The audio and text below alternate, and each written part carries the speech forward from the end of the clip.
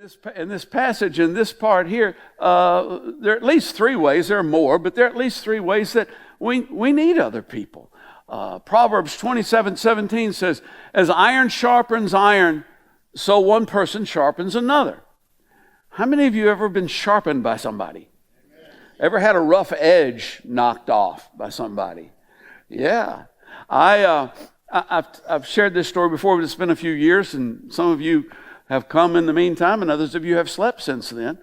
But when I was in Zimbabwe, the last few months we were there, there was a situation that came up. Kirk DeVinny, a number of you know Kirk DeVinny, he and his family were planning to come and teach in the Bible school. And I knew that they were going gangbusters. I mean, they were selling everything. They were making plans. They had it all together. They were doing their part. Nothing much was being done on the other end, which really needed to happen. That was essential to get them in the country and work permits and all that business.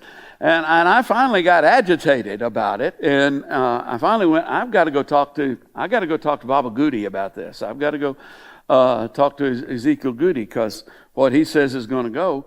And so I went to see him, set up an appointment. I went to see him. And, and after the initial niceties, how are you? How was the family? How are things going? I got down to business, and I let him know, hey, look, this isn't right, because this guy he's sacrificing, he's making plans, he's doing things that are going to be irreversible, and we're not doing anything over here to get ready for him to come, and that's just not right. We can't do that. And I'll never forget Baba Goody slapping that table and going, "You have bad spirit." Now, whoa. Because it hit me, I did have a bad spirit. And I actually got down on my knees and repented. It's kind of an African thing. It wouldn't hurt for it to be an American thing, but it was an African thing. And, said, "Baba, I'm sorry, I'm wrong."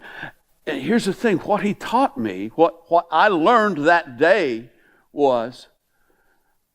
made me aware that the spirit I bring into a situation is every bit as important, perhaps even more important, than the information I bring into a situation. And we're always just so full of our information that we're bringing to a situation that we often just ignore the fact that we may have bad spirit. And that's just as important, perhaps even more important, than the information.